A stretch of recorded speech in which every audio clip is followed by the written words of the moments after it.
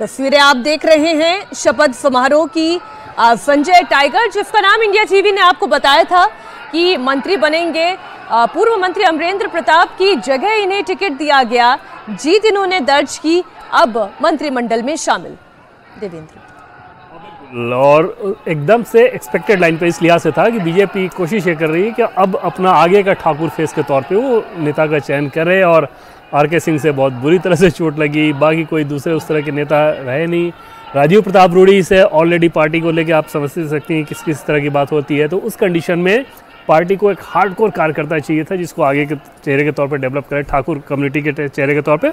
और संजय टाइगर उस सारे पैमाने पे खरे उतर रहे थे, इसलिए उनको मंत्री। एक और नाम लेशी सिंह का, ये भी आपको इंडिया टीवी लगातार बताता रहा। नीतीश की पिछली कैबिनेट में भी ये मंत्री रही हैं, इस बार भी 55,000 से ज्यादा वोटों से लेशी सिंह चुनाव जीती हैं। धमदाहा सीट से आप विधायक चुनी गई हैं, वो भी मंत्री बनाई गई। इस बार की उनकी जीत बहुत कमाल की इस लिहाज से रही कि उनके सामने जो थे कंटेंडर वो मुश्किल कैंडिडेट थे। जेडीयू छोड़ के वो आरजेडी में गए थे, कुशवाहा कम्युनिटी से आते हैं।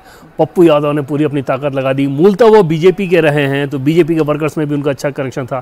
तो समझा ये जा रहा था कि शायद लेसी सिंह को इस बार बहुत ज़्यादा चुनौती आएगी। हम लोग भी जब पूछते थे तो यही बात हमें कही जाती थी, लेकिन महिलाओं ने तो इस बार एकदम ऐसों का बेड़ा पार किया है। नितिन नवीन भी तस्वीर में नजर आ रहे हैं, ये भी बांकीपुर से चुनाव जीतते आ रहे हैं, लगातार चौथी बार एमएलए बने हैं। काइस्त चेहरे के तौर पर पार्टी में इनकी जगह है।